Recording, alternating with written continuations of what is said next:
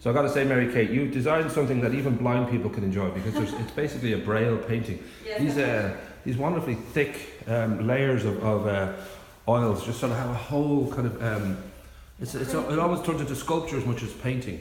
So we're talking about, this is a struggle because it's not every day you get asked to paint a piano. So I know that you basically had to go kind of and have a good think about it. You went around the galleries in Dublin to sort of see if there was an inspiration. 3 of your favourite painters, Francis Bacon, Louis Le Brocquy, and the great Jack B. Yeats, were part of your eventual thinking. But so what we're talking about, was that like 3 or 4 months ago that you had this sort of, you started to think, okay, now I know, somewhere where I'm headed with this? Yeah, wanted to go to the galleries February, January, somewhere around then. A long time ago. I was so uninspired for so long.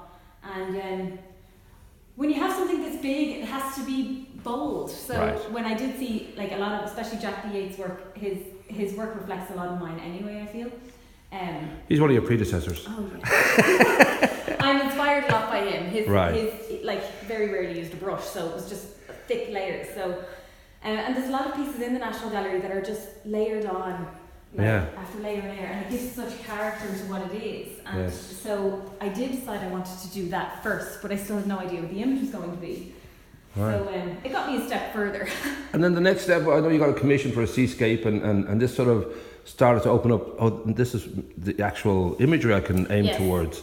And it was Maggie Hamblin, is that Maggie Hamblin? I hadn't heard of her before this, but her work is fantastic. It's really like abstract loose with like palette knife, lots of colour. And when I saw her painting of a seascape, a client asked me to paint it for her, and I was like, now this is something to look at. So it really inspired me then. I was like, the sea is really something, and it's also like one of the biggest characteristics of Greystones, the sea and the white seaside and everything. So that stuck with me, but I didn't want to just paint the sea, because it's just, well, it's both, beautiful and dramatic, and but yet there's also generic quality. You kind of have to find some other way to approach, a hook.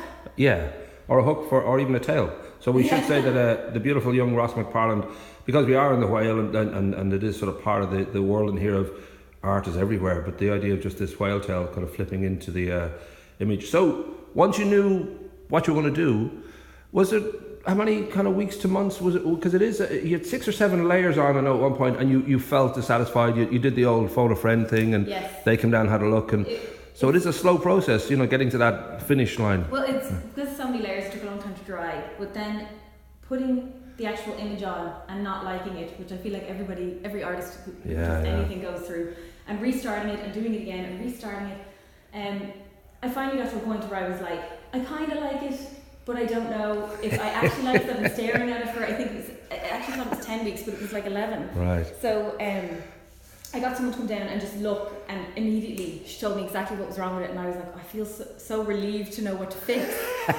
So it literally took 2 days then to turn it around, and I feel so much better about it. Isn't it the idea that really just is, it's like it's opening, now all your energy can go somewhere creative, as opposed to this might be the wrong path and I'm going to have to walk back. Like sitting and just doing bits, and you're like, I don't even know what I'm painting anymore. Well, you slept over here for all the week, wasn't it? I know you didn't get a full sleeping bag, but the rug worked and everything else. So it was Rod's dedication. So we're talking about layers. Would it be? I know you could have had to reverse a layer or two to take away you felt was not to your satisfaction, and kind of go back a layer and then come forward again. Yeah, it was a lot of pushing and pulling. Right.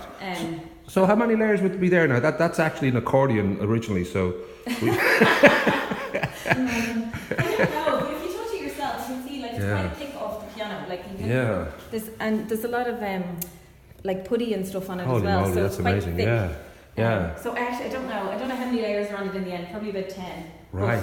But, 1 a week, say. Nice. And would there be would you've worked in this kind of, because you do a huge amount of obviously there's the paintings, but then you do the wonderful fenestrations, and I don't know if anything like this has cropped up before. If you had to, never like something as kind of, Ross kind of just gives you the reins and says go, and you're like, full creative control, and then you've no idea what to do. So no, never something this big, but like once I got started, and that's part of the problem, I usually paint on canvases about this size. Right. And once you start, I know how to paint with a palette knife, so when you stand back from it, it all comes together and your eyes do the work and it all looks like brilliant. But with this, you can't stand back far enough to get a good look at it. So that's where the crit really came to help me, where it was like, you just need to refine it a lot more and refine it a lot more. So I did, and now you can see it from, you don't have to be standing miles away to get a good look and know what it is. So we're talking maybe yesterday, the day before was the last final knife. Yeah. I don't know if there's any kind of exclamation, maybe you even uttered a swear word of joy. I don't know how one sort of feels. That was a long journey. I was just relieved. I was like, and then this morning I realised I forgot to put my name on it, so I should this morning. Ah, okay, well there we go, really of course. Now we will let people know that it's in Greystones Studios. It's going to be, that we're actually changing the door. So this is normally the yellow studio, which is basically a hot studio. It gets used for various different events and rehearsals and all that, but people can come in and have a look for themselves, and I think have a feel for themselves, which is a big part of it. But beautiful work as usual, and I don't know if this has inspired you now to go for, you know, in your own personal work. Would you? Well, you probably are already working in oils and all that kind of stuff a lot. So. Well, it's in acrylic. Oh, so acrylic! Oh, there you go. Yeah, see the way I know my art. I know my art very well. There you go. I always work in acrylic. It's just right. Once you learn. Because acrylic dries so fast, I feel like it's very difficult to paint in oils because it takes so long to dry. We could probably fake a Mars landing on this as well if we just use the right. That could work. But beautiful work, and I'll put in the links to all your other amazing work. But also, if people have these wonderful commission ideas, I think you might just be able to up for the challenge. Nice.